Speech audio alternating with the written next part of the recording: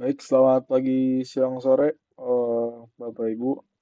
Perkenalkan kembali, saya Erwan Polta Kalamongan dengan NIM 182222028, mahasiswa K02 dari II 2240 Sistem Multimedia. Eh, Pada waktu ini saya akan menjelaskan terkait proses sampling dan rekonstruksi sinyal sebagai pemenuhan tugas kuis 1 mata kuliah Sistem Multimedia. Oke, mungkin sejauh ini kita bertanya-tanya ya, gimana sih sebenarnya cara ketika kita merekam suara ini terdengar dan pada akhirnya terekam ke dalam komputer dan keluar lagi.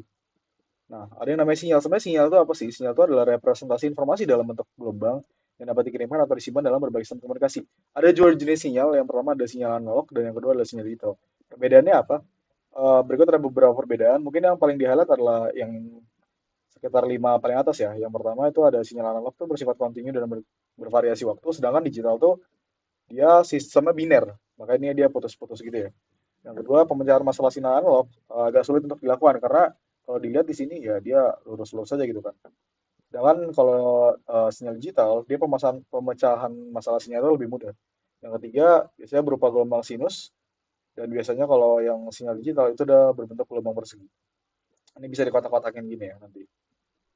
Nah, itu paling sisanya itu ada analog sinyal mudah terpengaruh kebisingan, dia menggunakan nilai kuncinya sesuai definisinya, dan agak bisa terpengaruh sama transmisi data. Beda sama sinyal digital, dia lebih stabil dan akurasi sinyalnya lebih kuat dari noise. Mungkin ini ada ilustrasi awal konversi sinyalnya tuh kayak gimana. Dia bakal dikonversi pakai AD. AD itu apa? Nanti di belakang dijelasin DA itu apa. Maksudnya sinyal analog akan dikonversi jadi digital dan hasil akhir yang akan diinterpolasi lagi menjadi sinyal analog lagi. Langsung aja itu sebagai ilustrasi awal aja. Nih, ini ada Grand Design, Grand Design Digital Signal Processor atau DSP. Dari mic nih ada mikrofon, dia akan masuk ke dalam analog filter sebagai analog input. Dia akan difilter untuk masuk ke ADC. ADC itu apa? Analog to Digital Converter yang akan dilakukan proses sampling di dalamnya. Setelah itu akan ada digital as input ke digital processing, keluar lagi sebagai digital as output, dan DAC, digital to analog converter, dia akan melakukan rekonstruksi sinyal atau membangun sinyal analog itu kembali. Setelah itu akan di analog filter, baru akhirnya keluar ke speaker atau mungkin headset atau apapun itu. Ini kalau suara, kalau gambar ya terkait kamera berarti. Kita fokusnya di sini adalah suara. Sampling. Nah, kita lihat sebelumnya ini ada sampling ya. Kita bahas samplingnya dulu. Sampling itu apa sebenarnya? Pencuplikan sinyal kontinu atau analog pada interval waktu tertentu untuk menghasilkan sinyal diskrit atau digital dengan mengambil nilai tertentu pada periode tertentu. Yang dilakukan apa? Yang dilakukan nama teorinya adalah teori konvolusi. Konvolusi adalah operasi matematika untuk menggabungkan dua fungsi. Nah, ini apa? Ini bisa dilihat ada rumusnya secara matematis. YT adalah output system. Output systemnya dihitung dengan cara inputnya dikali dengan respon impuls. Respon impuls yang ini baru nanti dihasilkan integral dari minus hingga sampai hingga di X waktu H kali T min T fungsi dt. Nah, ini ada fungsi F, sinyal awalnya, terus ada impuls, train impuls, terus nanti ini hasil konvolusinya. F bintang G. Bintang G itu adalah bintang itu adalah simbol konvolusi ya. Nah, ini apa maksudnya train impulse ini akan dijelasin di sini. Nah, ini dia ada direct delta function atau delta T. Secara formal didefinisikan sebagai distribusi atau fungsi generalisasi yang bernilai 0 di semua titik kecuali di T sama dengan 0 dan sebagai limit dari fungsi yang semakin tajam dan tinggi tetapi tetap mempertahankan luas total sama dengan 1. Konsep ini sering digunakan untuk merepresentasikan impuls yang ideal. Ini kalau satu ya, dia ada integral dari minus t hingga sampai t hingga delta t dt sama dengan 1 dengan syarat 0 jika t sama dengan 0 dan t hingga jika t sama dengan 0. Ini yang satu ya. Dengan shifting property atau sampling property, kita dapat menghitung integral minus t hingga sampai t hingga dari setiap xt delta t min t0 dt sama dengan xt0. Tapi ini hanya aktif pada saat T sama dengan T0 ya. Sisanya tidak berpengaruh. Nah, ketika dia ada banyak, impulsnya ada 1, 2, 3, 4, banyak-banyak lagi itu, disebut dengan impuls train. Impuls train itu rumusnya apa? Ada GT sama dengan sigma dari N minus T hingga sampai T hingga, delta T min NT. Ya udah ada banyak direct delta aja. Dengan T itu adalah periode sampling dan N index representasi impuls. Kan sebenarnya yang disebut dengan sampling itu apa? Misalnya sampling frekuensi ya. Frekuensi samplingnya misalnya ada 5 Hz, berarti ada 1, 2, 3, 4, 5 Hz dalam satu periode. Dalam satu periode naik, turun berarti ada 5 sampel. 5 sampel yang diambil. Nah, itu nanti urusannya apa ada di belakang. Setelah melalui proses sampling, sinyal itu akan melalui proses kuantisasi. Kuantisasi itu adalah pembulatan angka hasil sampling ke dalam sejumlah level terbatas yang disepakati dengan rumus XQN sama dengan QXS kali N. Dengan Q adalah fungsi pembulatan seperti ini. Ketika udah ada nih sampel-sampelnya, kita kasih pembulatan nih kayak yang pertama ini kan yang pertama 0. Yang pertama itu ada 3,4, dia ada di titik 3,4, desimalnya 3. Kita di sini sepakat kalau semuanya akan dibulatkan ke bawah jadi 3, 5, 7. Setelah itu akan dikonversi ke dalam digital sebenarnya, yaitu apa? Biner. Kayak ini 3 binernya 011 karena kita perlu ingat yang bisa diproses oleh komputer hanyalah biner. Kalau misalnya ada masalah, sebut saja namanya aliasing. Aliasing itu apa sih sebenarnya? Aliasing itu adalah istilah yang muncul jika sinyal lain itu ibaratnya terganggu oleh sinyal lainnya akibat proses digitalisasi yang ada dalam komputer tadi sebelumnya ya. Ini ada beberapa jenis, contohnya satu adalah undersampling. Yang ungu ini yang sinyal aslinya, tapi tiba-tiba ada sinyal yang lain nih ketika proses digitalisasi dia terganggu. Aliasing ini juga ada efeknya yang disebut Moir effect. Moir effect itu semacam apa ya? Permisalan lah. Ketika ada dua gambar yang saling bertabrakan, dia akan membuat suatu pola yang aneh. Yang ini sebenarnya adalah konsep seni. Salah satu contohnya adalah Moir effect. Lantas ada juga disebut dengan transformasi Fourier dengan lebih jelas diusulkan oleh Jean-Baptiste Geoffroy Fourier pada tahun 1700. Dan menurut teori Fourier, semua fungsi periodik kontinu Ft ini Ft ya, dapat diuraikan, ini ada ke kopas, dapat diuraikan atau direpresentasikan dengan gelombang sinus dan kosinus. Dari sudut pandang frekuensi, dia jadinya tabrakan gitu dan akan ngebuat fungsi yang aneh gitu jadinya. Dia kan lihat yang hitam ini. Dengan fungsi Ft sama dengan sigma I0 sampai I hingga I sin I omega T plus J0 sampai T hingga Bj cos J omega T. Lantas gimana nih menyelesaikan si aliasing dan transformasi Fourier ini supaya nggak ada distorsi bahasanya dalam sinyal? Ya itu kita pakai Nyquist sampling theorem. Nyquist sampling rate atau sampling theorem adalah frekuensi minimum yang diperlukan untuk mengambil sampel suatu sinyal agar dapat direkonstruksi kembali tanpa kehilangan informasi. Ini dinyatakan dengan rumus sebagai berikut. F sampling harus lebih besar 2 kali dari F maksimum. Apa yang akan terjadi kalau misalnya lebih kecil atau lebih besar? Kalau undersampling ya sinyal nggak bisa direkonstruksi dengan baik karena terjadinya aliasing tadi. Kalau dia minimum sampling, jika Fs memenuhi kriteria Nyquist, sinyal dapat direkonstruksi dengan baik tanpa kehilangan informasi. Dan kalau oversampling, ya hasilnya lebih akurat tapi yang pasti butuh data lebih banyak. Contoh paling gampangnya diimplementasi adalah suara manusia. Suara manusia yang bisa didengar itu maksimal adalah 20 kHz. Lantas, frekuensi sampling yang untuk menghitung adalah berapa? Minimal 40 kHz. Makanya kalau dalam aplikasi-aplikasi seperti Audacity gitu-gitu, dia biasanya frekuensi samplingnya start dari 44 kHz atau 44.000 Hz. Nah, tadi kita udah bahas terkait sampling ya. Ketika si sinyal itu udah masuk ke ADC dan sekarang yang kita bahas adalah ketika dia udah jadi digital dan mau kembali lagi ke analog itu kita akan ngapain sebenarnya? Itu yang disebut dengan rekonstruksi sinyal. Rekonstruksi sinyal ini sebenarnya apa? Rekonstruksi sinyal adalah proses memperoleh kembali sinyal kontinu yang tadi sudah digitalkan dari sampel diskrit kembali lagi menjadi analog. Spektrum yang sinyal yang disampel itu dengan rumus FSF sama dengan 1/T atau ini rumus periode ya.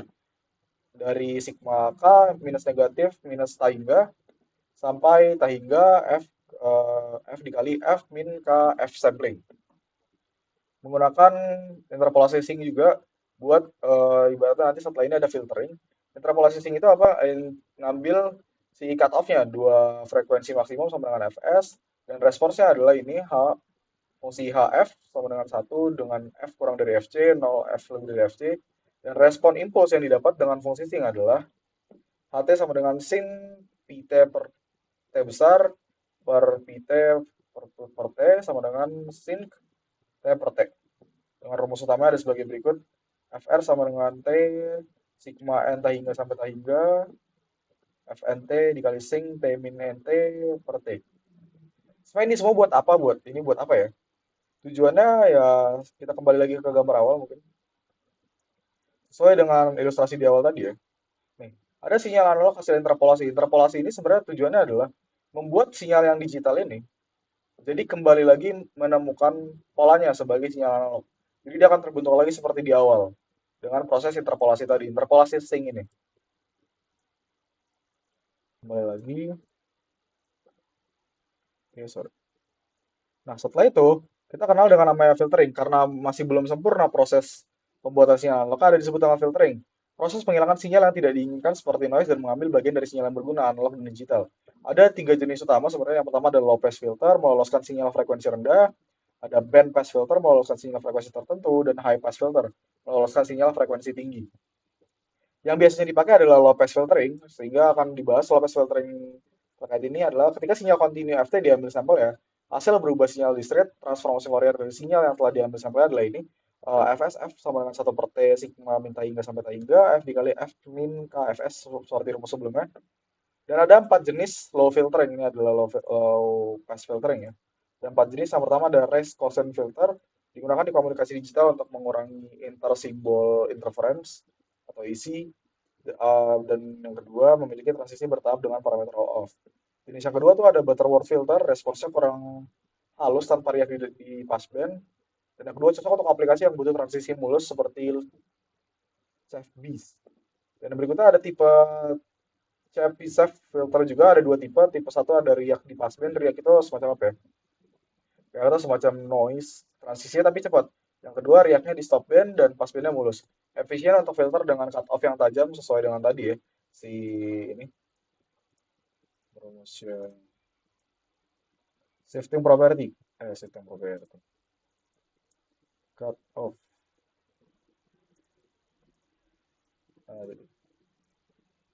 Nah, untuk interpolasi sini ya, frekuensi cut off yang tajam. Oke, lanjut terkait yang terakhir low pass filtering ada jenisnya ada namanya basal filter.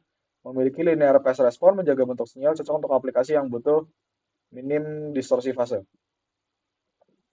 Kita tadi udah membahas proses pengambilan sampling dan membangun kembali sinyalnya, rekonstruksi sinyalnya kembali dari analog ke digital, dari kembali lagi dari digital ke analog. Sekarang ketika kita udah bahas nih, udah bahas terkait analog ke digital, digital ke analog kembali, mungkin saya akan sedikit membahas terkait dengan komponennya itu sendiri ya, komponen ADC dan DAC. Sebenarnya secara elektronik, proses apa yang terjadi di balik komponen-komponen ini ya? Nah, ini secara singkat, analog to digital converter atau disingkat ADC, dia mengubah sinyal analog sesuai fungsinya menjadi sinyal digital melalui beberapa tahap. Yang ini ya kesimpulannya ya. Satu, sampling diambil pada interval waktu tertentu sesuai dengan teorema sampling Nyquist, Fs lebih dari sama dengan 2 Fmax, untuk menghindari aliasing tadi, untuk menghindari sinyal-sinyal noise ya, atau suara-suara untuk menghindari distorsi. Dua, dikuantisasi, nilai amplitude dari sampel sinyal dibulatkan ke tingkat diskrete tertentu yang disepakati. Dan yang ketiga, encoding, nilai diskrete dikodekan dalam format biner untuk diproses sistem digital. Contohnya ini adalah mikrofon pengubah suara menjadi sinyal listrik, lalu ADC akan perangkat merekamnya sebagai data digital. Nah, ini ada ADC-nya, dia masuk suaranya dalam bentuk analog. Ini ada sinyal prosesor ya, memori dan segala macam. Dan yang kedua, kalau terkait digital atau analog converter, DAC mengubah data digital kembali menjadi sinyal analog melalui dua proses. Yang pertama ada decoding, data biner tadi dikonversi lagi dalam benda tegangan atau arus diskrit. Lalu ada reconstruction filtering, menggunakan low pass filter untuk menghilangkan kembali harmoni tinggi dan menghasilkan sinyal analog yang halus. Untuk penggunaannya ya speaker yang menerima sinyal digital, DAC diubah kembali jadi sinyal analog, lalu menggerakkan membran speaker untuk menghasilkan suara. Makanya speaker tuh kadang ya dia agak duk-duk gitu. Nah, ini kurang lebih gambarannya analog input, analog sinyal. Dari ADC dia akan keluar sebagai angka biner untuk diproses kembali oleh komputer. Ingat, komputer hanya bisa memproses binary, hanya bisa memproses 1010. Setelah itu akan masuk si angka-angka biner ini ke dalam digital atau analog converter yang akan kembali menghasilkan analog output ya lewat speaker atau apapun itu, dan ADC ini berarti menerima dari mikrofon dan segala macamnya. Mungkin sekian penjelasan terkait proses sampling, rekonstruksi sinyal kembali, dan komponen-komponen yang ada di dalamnya. Komponen ADC dan DAC secara elektronikanya. Kalau kita bisa simpulkan kembali, kita kembali lagi ke ilustrasi awal, ke ilustrasi awal. Nah, ke gambar ya. Sinyal analog masuk ke dalam konversi AD atau ADC, dia akan dikonversi jadi sinyal digital. Sinyal digital ini akan diubah lagi jadi yang namanya 1010 ke angka biner. Angka biner itu kembali lagi diproses dengan interpolasi dan low pass filtering menjadi sinyal analog kembali dari mikrofon ke speaker. Mungkin sekian yang dapat saya jelaskan. Kalau ada salah kata dan mungkin ada pemahaman yang berbeda, dapat dimaklumi dan dapat diperbaiki. dengan feedback mungkin dari Bapak Ibu. Tapi sejauh mata memandang, sekian yang dapat saya sampaikan terkait 3 poin, proses sampling, rekonstruksi sinyal, dan komponen ADC atau DAC secara elektronika.